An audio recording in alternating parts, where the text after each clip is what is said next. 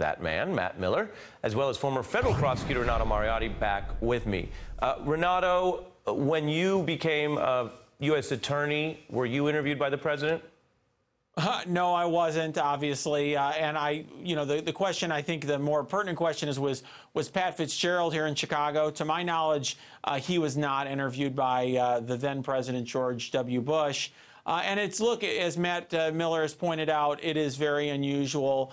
Certainly, President Obama didn't interview any U.S. attorney candidates.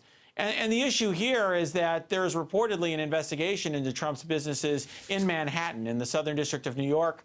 There is legitimate concerns about whether or not, that interview could set up a certain sort of, personal relationship and create feelings that could hinder the independence of that person when they are making a decision regarding prosecution. Right, which is exactly what Preet Bharara said when he spoke out. He was one of the many fired U.S. attorneys, although Trump had personally met with him during the transition, asking him to stay on. And Matt, he worked under Holder, as you did, in different roles. When I did interview him, this was while he was a prosecutor, he was really stressing the important role of independence. Yeah, that's absolutely. We have to be, independent and fearless. We're not elected, so we don't have, local political clubs that we have to be beholden to. We just do this job, without fear or favor, like the oath requires. And so, Matt, that's something prosecutors take very seriously, regardless of who's president. Put that in the context that you've been sort of both sharing, but also reporting out, because I saw from reading that you've been speaking with other officials about just how unusual this is. Yeah, obviously independence is the most important thing at the Justice Department. And look, there's nothing inherently wrong with the president interviewing U.S. attorney candidates. I think it's probably a poor use of his time if he wanted to interview all 93 U.S. attorney candidates. But what happened here is he's not interviewing, say, the U.S. attorney candidate for North Dakota. He's interviewing the U.S. attorney candidates where he has potential legal exposure, those in New York. And then, of course, over the summer, he interviewed the U.S. attorney for the District of Columbia, who would have... Matt, let's pause on that. You're saying something so important, I almost just want you to slow down. You're pointing out the number most people I don't think know offhand, 93 federal prosecutors across the country appointed by the president. And you're pointing out if there was some new policy that said he's going to take 93 hours and do all those interviews, that'd be one thing. And you're saying, no, he's only reportedly interviewing a very few handful. So go ahead and speak to that. Yeah, that's exactly right. Look, there are 1,200 Senate confirmed positions that the president appoints. He interviews a very small number of those, typically only cabinet officials and other people like, say, the FBI director. He doesn't get down into the sub-cabinet. He doesn't interview the 93 U.S. attorneys, the 94 U.S. marshals that are appointed by him and confirmed by the Senate, because he has more important things to do. And what's happening here is he's not interviewing, I think he's nominated 45 U.S. attorney candidates. We know that he's interviewed 3.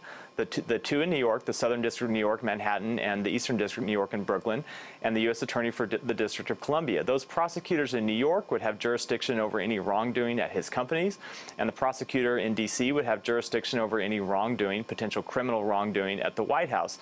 So when you look at the fact that he's singled out those 3 candidates to interview, you have to ask why, and the only answer that really makes sense is that he's trying to cultivate a relationship the same way he did with Preet Bharara, because we have to go back and look. There's a pattern here. He met with Preet Bharara during the transition, and he didn't stop there. He called him twice during the transition. He called him, Matt, you know this, he called him so many times that Preet and his legal counselors, because they take this stuff seriously, reviewed those rules and contacted Jeff Sessions' chief of staff to say, we don't think we can return the president's phone call, which, again, in any other agency, you do return the call. The whole point is this one's different. Matt, I'm moving forward because I want to play also for your response Jeff Sessions being grilled about this week. Take a listen.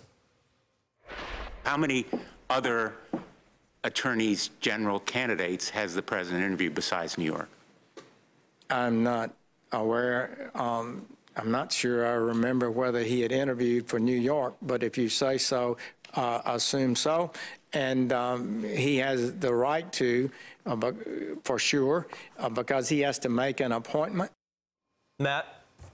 There are 2 things that are staggering about that. One is that Sessions didn't seem to know that this has happened. This is a fairly big deal. It's the kind of thing that if it happened, if the president reaches down into in the bowels of an agency and wants to interview someone like a U.S. attorney candidate, it's the kind of thing that would set off alarm bells. You'd wonder why. It would be a big deal. The second thing is that he's not doing anything about it. And this goes to a pattern with Sessions where Look, the president has tried to breach the wall between DOJ and the White House a number of times. Obviously, there's the Comey firing, the loyalty pledge, his repeated public requests for what DOJ should and should not investigate, trying to ask Sessions not to go to drop the prosecution of Joe Arpaio. And Sessions' job is to stand up to those attempted breaches of independence. And he's not done it time and time again. And it's clear he's not done it here. He's not said to anyone at the White House, look, Mr. President, or if not the President, the White House counsel, right, these aren't interviews you should be doing. I'll take care of it. Thank you. Yeah. Matt Miller and Renato Mariotti, thank you. Hey there, I'm Chris Hayes from MSNBC. Thanks for watching MSNBC on YouTube. If you want to keep up to date with the videos we're putting out, you can click subscribe just below me or click over on this list to see lots of other great videos.